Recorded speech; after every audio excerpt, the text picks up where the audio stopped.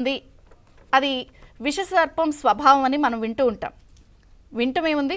ఇప్పుడు ఆంధ్రప్రదేశ్లో పాము ఎలా తన పిల్లల్ని మింగేస్తోందో కళ్ళారా చూడబోతున్నాం.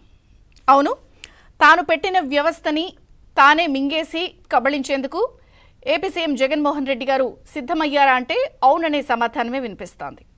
వీళ్ళంతా నా వాళ్ళు, నా వ్యవస్థ, నా వాళ్లే అని చెప్పుకోవడానికి గర్వపడుతున్నా అని ఆయన ఓపెన్ కూడా అయిపోయారు. ఆయన ఏమన్నారు ఒకసారి చూద్దాం, ప్లీజ్ ప్లే. మన ప్రభుత్వాన్ని అభిమానించే మనలో నుంచి ఒకరైనా మన చదువుకున్న పిల్లలతో తీసుకువచ్చిన మనదైన వాలంటీర్ వ్యవస్థ. ఆ వాలంటీర్లు ఎవరో కాదు, ఆ వాలంటీర్లు కూడా మనల్ని అభిమానించే, మన పార్టీని అభిమానించే, మనలో నుంచి వచ్చిన మన వాళ్ళే అన్న సంగతి కూడా చెప్పడానికి గర్వపడతా ఉన్నా.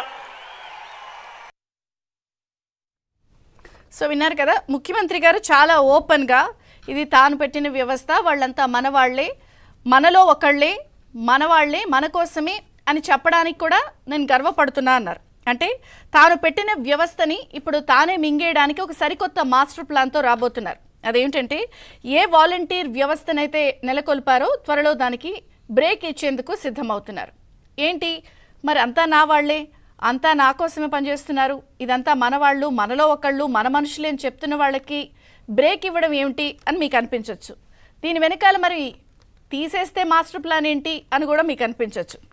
ఆ వివరాల్లోకి వెళ్తుంటే, త్వరలో 2 నెలల్లో జరగబోయే ఆంధ్రప్రదేశ్ అసెంబ్లీ ఎన్నికల్లో ఇప్పటికే వాలంటీర్లకి సంబంధించి ఇది తన వ్యవస్థ, లేకపోతే తన కోసమే పనిచేస్తున్నారు, లేదా అనేక అంశాల్లో ఈ 5 సంవత్సరాలకి సంబంధించి దాదాపుగా అనేక అంశాల్లో వాలంటీర్ల విషయంలో కొన్ని రకాల ఆరోపణలు ఉన్నాయి. సరే, వాళ్ళు ఓటర్ల అక్రమ జాబితాకి సంబంధించి ఫామ్ 6, ఫామ్ 7 దుర్వినియోగం చేశారు, లేదా ప్రతి 50 ఇళ్లకి సంబంధించిన డేటా కలెక్ట్ చేస్తున్నారు. అయితే వాళ్ళని నియమించిన వ్యవస్థ రేషన్ పంపిణీ, పింఛన్ల పంపిణీ అయినప్పటికీ కూడా ఇలాంటి సమాచారాన్ని సేకరించి ఫీల్డ్ ఆపరేటింగ్ ఏజెన్సీలకు చేరవేస్తున్నారు, లేదా వాళ్ళకి సంబంధించిన అనేక విషయాలు అనేక సందర్భాల్లో బయటకు వచ్చిన సందర్భం ఉంది. ప్రతిపక్షాలు అనేక విషయాల్ని వేలెత్తి చూపించారు.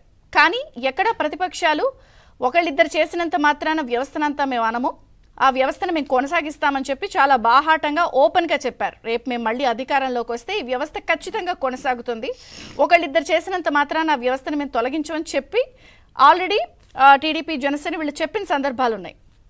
వాళ్ళకి సంబంధించిన అనేక విషయాల్లో కూడా కొన్ని అక్రమాలు జరిగిన విషయాన్ని మాట్లాడారు, చూపించారు.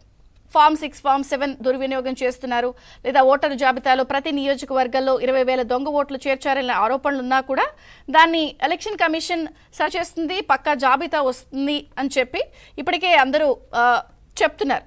ఈ నేపథ్యంలో ఇప్పటికే ఒక పక్కన అనేక అంశాల విషయాల్లో ప్రభుత్వానికి సంబంధించి వైఫల్యాల విషయంలో అందరూ ఎండగడుతున్నారు. సర్వేలు ఒక్కటి కూడా అనుకూలంగా రావటం లేదు.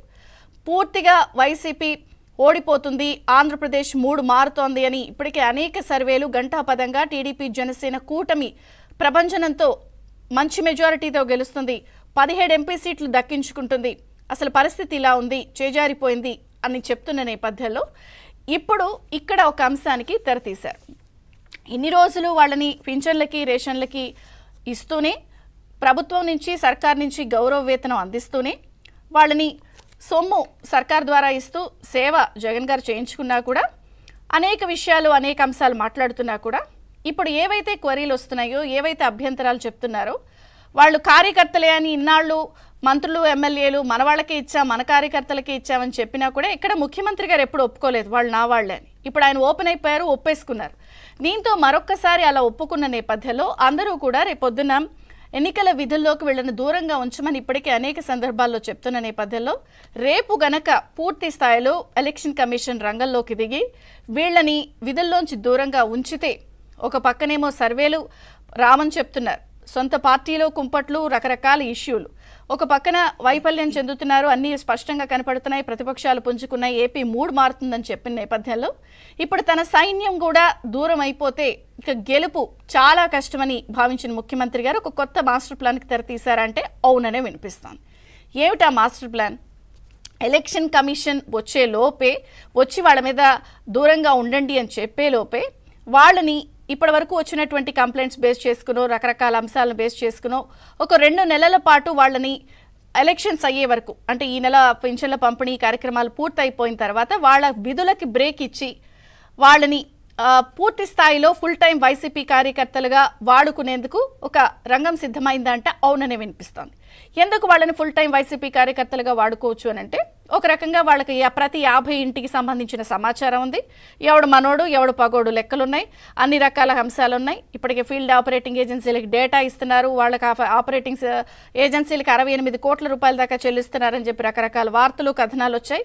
ఈ నేపథ్యంలో మరి వాళ్ళని కనుక బ్రేక్ ఇస్తే రేపొద్దున వాళ్ళు తిరగబడతారు, మా జీవితం అంతా నాశనం అయిపోయింది ఇది అలా అంటారు. కాబట్టి ఏపీ వ్యాప్తంగా అనేక జిల్లాల్లో అనేక మండలాల్లో ఇప్పుడు ఒక కొత్త రకమైన ప్రోగ్రాం నడుస్తోంది. అదేమిటంటే ఆపరేషన్ వాలంటీర్ వాళ్ళని ఆకర్షించు.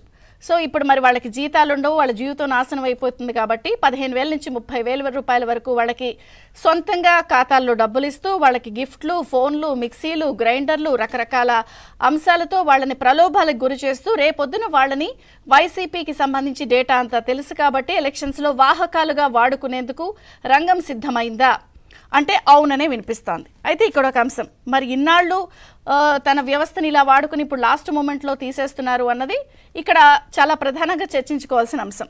అంటే ఇక్కడ ఒక రకంగా చెప్పాలంటే వాలంటీర్లు 5 ఏళ్ళు వాళ్ళ కోసం కష్టపడి ఇప్పుడు ఉద్యోగం కోల్పోయి మళ్ళీ రేపొద్దున ప్రభుత్వం రాకపోతే ఏమిటి అనేది తెలియదు. వాళ్ళని వచ్చిన వాళ్ళు తీసుకుంటామని చెప్తున్నా ఓపెన్గా కార్యకర్తలని చెప్పేసినప్పుడు డెఫినెట్గా వాళ్ళ జీవితం ఒక ప్రశ్నార్థకంగా మారుతుంది. ఇంకొకటి ఏ వ్యవస్థనైతే తను